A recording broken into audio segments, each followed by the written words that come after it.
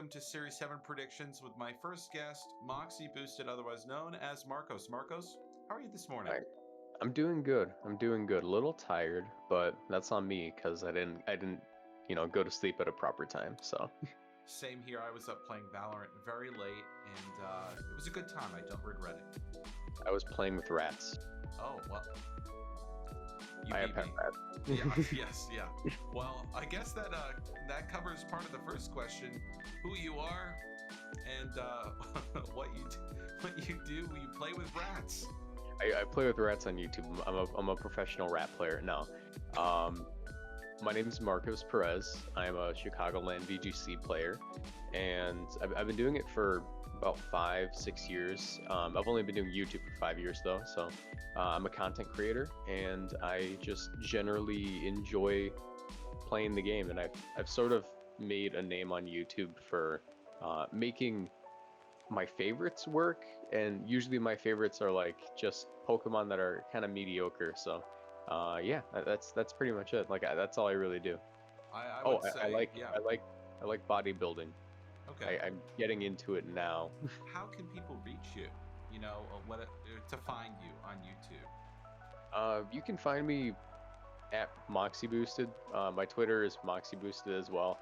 Uh, and I have an Instagram. I just don't like when people reach out there. So any one of those places. If you want to send me a sponsorship, moxieboostedbusiness@gmail.com.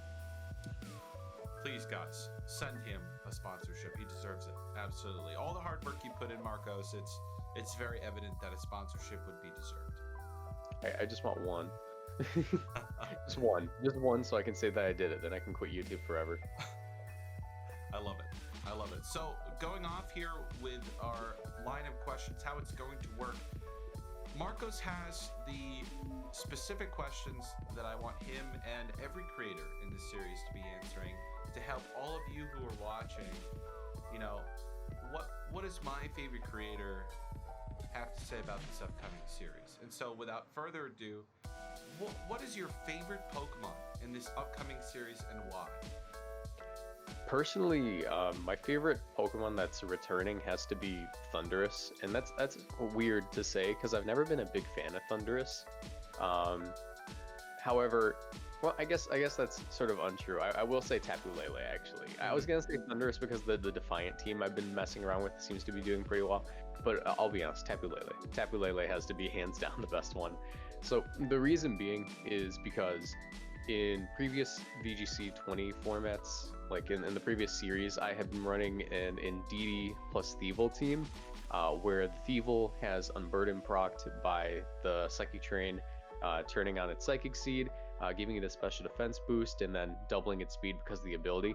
And because of that, Thievul was one of the few Pokemon in the game that could outspeed Choice Scarf Indeedee, and without needing like Prankster or anything to throw off things like Fake Tears and some other support moves. And just the generally high speed tier was really useful because if anything needed Prankster to actually do that job, it would get blocked by my own Psychic Terrain, so it wasn't really that useful then. So with Tapu Lele coming around, basically it's the same thing except the stab changes from Psychic Normal to Psychic Fairy. Along with that, Expanding Force gets way more powerful because it goes from 105 special attack to 130 with the same base speed. So I'm excited to try that out. I've been messing around with it on some of the practice showdown servers, and it's been putting in a lot of work. And I recently saw you released a video with that team on your YouTube, is that correct? Yeah, I was practicing with it the other day, and I said, hey, we might as well record the session. But the reason I say Defiant Thundurus initially was because, oh my god, that thing is so much fun to use. They send out Landorus, and you got some other genie that they didn't expect to be Defiant, and then you just reverse sweep with Max Airstream. You gotta love that. You gotta love Defiant Thundurus, especially with all the hype around Lando-T returning and Incineroar and really just any Intimidator possible. It just takes the Intimidate and takes the game pretty much. Couldn't agree more. Well, moving on from that, Pokemon going away from Series 5 and 6. We've seen some really unique meta games from Series 5 especially, and Series 6 is a little bit of a cheat because they took away, like the top 16 mons. But what are some of your favorite mons do you think might be going away with the release of some of these older and newer Pokemon here in Series 7? Well, personally, I think that the release of Tapu Koko and um, some of the Ultra Beasts, namely Kartana, Stakataka, Mm-hmm. Nihilego, those Pokemon sort of invalidate Togekiss, which is one of the biggest Pokemon in the entirety of VGC 20 in previous seasons. Um, so Togekiss is weak to all of their stabs, and they're some of the most powerful Pokemon in the game. It's pretty obvious they're going to be part of the metagame. With my practice sessions, I see a lot of Tapu Koko, I see a lot of Kartana, I've seen a few Stakataka, all of them capable of one-shotting Togekiss, some even during Dynamax.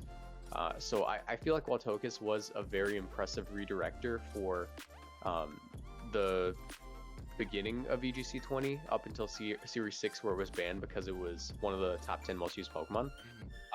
Its offensive potential was really good in those formats. Its redirection was really good, but I think we have better options offensively when it comes to max Airstream, to max Starfall, to just Dynamax targets in general. And the redirection side of things, it's outdone by Clefairy because Clefairy not only has good redirection, but it also has some decent bulk. I think it's slightly less than Togekiss, maybe more actually with the Eviolite. Um, but it also comes with Friend Guard, which is a very useful tool to lower damage on your partners overall. So I think that if anything, the pretty much the face of VGC 20 is going to be one of the least relevant Pokemon going into the next format. You still might see Crit Kiss, Yeah. but beyond that, I don't see much for it.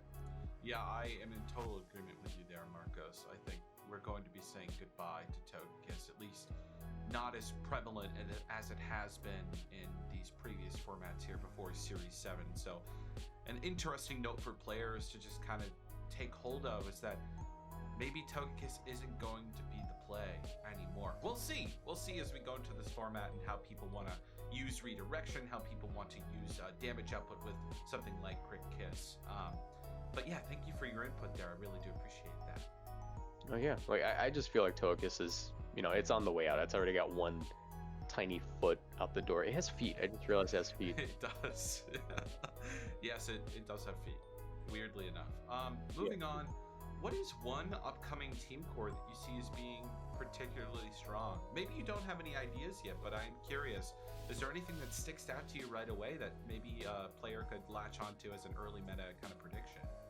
I feel like, I've obviously been messing around with the Lele Feeble thing, but from what I've heard from other people, they don't have as much success with it as I've been, and I think that might just be because I've used it so frequently that it's sort of second nature when I play the game. It's strictly hyper offense, so it's a very risky team to play. But for a team that I think everyone will be able to pilot, there's a Good Stuffs team that I had sort of thrown together one day with a soft sand mode. Okay. And that was Tapu Fini, Tyranitar, Dracovish, and Rillaboom. And the reason I think that they all work so well together is because Rillaboom will lower, earthquake damage on Tyranitar. It gives passive recovery to everything on the field. Tapu Fini, while it does like to set up Misty Terrain, I would probably run Misty Terrain on that over Telepathy, even though you have the option. You'll be able to use that to stop sleep. You'll be able to use that to stop burns on your Pokemon. And Dracovish getting Sand Rush released. If you don't know, Adamant Choice Band Dracovish has slightly higher damage output than the previous Dracovish you had seen, which was Jolly Choice Scarf. And that's because if you're running Choice Scarf Dracovish, you're going to be running the Strong Jaw ability, which gives a 50% boost to bite moves. So if you run the Choice Band, it's the equivalent when you're Jolly, but you actually don't have to run Jolly now. You can run Adamant, and Adamant Sand Rush Dracovish actually outspeeds Pheromosa, so that's pretty much the upper echelon of speed tiers right there. I feel like Dracovish fixes a lot of issues that Sand had previously. You had Excadrill previously, and Excadrill was really good. It was able to spam Rock Slide and stuff. The Water Stab on Dracovish, being able to spam that in Sand, sort of fixes a lot of holes on the offense that Sand had previously had, because Excadrill, Tyranitar, they pretty much share the same moves. You will run a Steel move on Excadrill, but those Steel moves, they hit Fairies, they hit Rock types, but you also would run a Ground move on Excadrill, of course, for the stabs. So that would hit Rock types, that would hit Fire types. However, Tyranitar, already able to hit like fire types and stuff. The super effective damage is more widely distributed when you like are able to run a water dragon. Sandra Strikefish. Yeah, and also it OHKOs everything. That too, it just OHKOs everything. Yeah, Fish's Rend is still a very powerful move, even without Strong Jaw. So, yeah, especially since you voice banded instead. Yeah, absolutely. So this next one, I know you've made a video on it, the overhyping of Landorus-T, but do you think Landorus-T and maybe Defiant Thundurus as well, do you think those are going to be fairly popular in a series like this? I think that rather than Defiant Thundurus, I might be one of the... I think a lot of people are running Thundurus, but I feel like more people are running Tornadus at the moment because Tornadus is pretty much better Whimsicott. It has priority Tailwind, and with dynamic speed tiers, that Tailwind goes a long way, especially on the lead.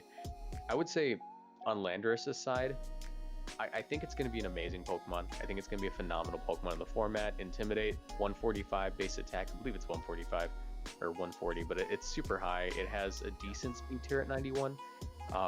Good bulk. It has so much utility to it in so many sets it can run. I just don't think that it's as dangerous as people are saying. I think Landorus is going to be about as dangerous as like in a fast Incineroar, which isn't very dangerous. It's the thing about Landorus is that you get so much use out of it when it's not Dynamaxed that there are better Dynamax targets. One of Landorus' favorite things to do is U-turn in and out, recycling Intimidates, which is something that Incineroar also does. And while they do fill very different roles beyond that, I just feel that there's going to be a lot of situations where Landorus would rather stay not Dynamaxed than spam Max Airstream, especially considering it doesn't benefit from Misty Terrain. It likely won't be running a Lumberry to prevent burn. It also can get intimidated. There's a lot of things wrong with Dynamaxing your Landorus, and especially with how many just outright checks we have to it. Landorus, if it switches in on Corviknight, it will never do anything. It gets intimidated. It can't touch Corviknight for super effective. It will people are talking about how it also gets like Weather Ball and how powerful it will be as a Dynamax user, but you have to keep in mind we also got a Dynamax user that just destroys Landorus. We got Gmax Lapras. And if you Dynamax your Landorus against a Gmax Lapras, you have already lost the game. You are not winning that. Yes. You're right. You're completely right. But yeah, I would say the order of popularity is going to be probably Thundurus, Tornadus, and or no, not Thundurus, Landorus, Tornadus, and then Thundurus. Sort of like, I guess, previous formats. That was pretty much how it was. Yeah. But Landorus, very good Pokemon. Not too scary though. Yeah, especially in this format with all the different checks and new Pokemon that are available to us. There's a lot that can be done, a lot that can be offered. So we now know that there is an improved hidden ability patch, which is very exciting for trainers that are creating their Pokemon in game, because we're all doing that. And so because of that, do you think that really just makes a huge difference for this upcoming metagame? I think that it makes a pretty significant difference. Like I said like 10 times already, Defiant Thundurus. Defiant Thundurus is something to watch out for. Defiant Tornadus, I suppose. However, it does miss out on, the electric stab. Along with that, we get some interesting things like Flame Body Heatran, which I don't know if that's going to be the most common one. You might want to run Flash Fire over it to switch in on moves, but keep in mind Heatran's already a bulky Pokemon. It's already a Pokemon that might want to get faked out, so if you can catch something on a fake out, they will get burned 30% of the time. It's super useful. Entei is a really interesting one, considering Entei can no longer be intimidated because of Inner Focus, no flinch, no intimidate. That makes it a much stronger choice band Pokemon, I suppose, or just an all-out offensive Pokemon since it can spam Sacred Fire. Yes. The Regi's got nothing. Sturdy Regirock is probably worse than Clear Body. Light Metal is absolutely useless in this format, and I don't think we're going to see many Regice running Ice Body. So probably not. There are Pokemon that benefit from it a lot, but I think the main Pokemon are the fossil Pokemon, as well as Entei and the Genies. Oh, and Sheer Force Landorus, that's going to be gross. The regular Landorus, the non-Landorus-T, that's going to be gross. Yeah. The only thing is once it Dynamaxes, it's still, it's weaker than regular Landorus once it Dynamaxes because the attack and special attack are both lower than Landorus Therian's base attack. And lastly, but in my opinion, most importantly, Marcos, which Tapu will reign supreme in the Series 7 format? Because as we have known in the past, Tapu Bulu, which has gotten increasingly buffed with Dynamax and just its overall move pool, you know, typically in the past has been regarded as one of the worst Tapus compared to the other three. So, in your opinion, who do you think is going to be reigning supreme again? I feel that, I mean, Tapu Fini is never a bad option. Tapu Fini is widely considered the best Tapu of them all, literally just because of Misty Terrain and how bulky it is and how versatile it can be. You can spam Icy Wind for speed control. You could be a, I remember in 2018, there was just an all-out offensive Tapu Fini that would click it would click Hydro Vortex. Yes. While Manectric would set up Rain. That was an interesting take on Fini. There was a lot of Calm Mind Finis. In 2019, we saw Haze Finis. There's been a lot of Tapu Finis, and just the outright versatility of it makes me think that Tapu Fini will be one of the better ones. But I think it might be dethroned this time. Um, we saw how powerful Rillaboom was in the previous format. It was able to go for Grassy Glide with priority and set up its own grassy terrain. I think Tapu Bulu having higher attack will make that even more threatening. Along with that, Tapu Bulu gets an extra stab in Play Rough this generation, as well as close combat. And Tapu Koko is another threatening one. It now has very solid options for its physical move set. Previously, you were forced to run the special move set, which involved you just clicking, Thunderbolt and Discharge off of a base 95 special attack. But now that you can use your 115 base attack, Wild Charge isn't looking bad. You can run Max Airstream Koko if you wanted. I'm pretty sure it gets Fly. It gets some kind of flying move. Brave it got Bird. Skydrop before. Brave Bird, that's what it was. Yes. Because it got Skydrop before, but that move is no longer in the game. Yeah. Along with that, it also gets close combat to help it hit like Rock, Steels, fighting or Dark types. So there's a lot of things that you can run with it. Like I feel like Tapu Koko and Tapu Bulu. Tapu Bulu's probably going to be something you don't want to Dynamax because that Grassy Glide is solid. I think Tapu Koko will probably be the best one overall then. Well, you've heard it here first, folks. Tapu Koko from the Marcos Perez. Well, Marcos, I just want to say thank you so much for taking the time to join us today. Really means a lot to no me. problem, man. And just once more, social media that you'd like to share so that the people out there can get a good take of what you're creating and the content that you're putting out. Well, I suppose youtube.com/MoxieBoosted would be the first one I should plug. Next one, I am on Twitch. I stream. I've taken a slight break from streaming. I'm trying to refigure out my schedule because previously I was doing it like every day during the weekend. I got a little burned out on the stream, so I'm trying to figure that out again. And follow me on Twitter at MoxieBoosted. We love it. Marcos, thanks so much for joining us as our first guest on Series 7 Predictions. Folks, we'll be back again real soon with our next guest in the coming future. But for now, how we doing? Thank you very much.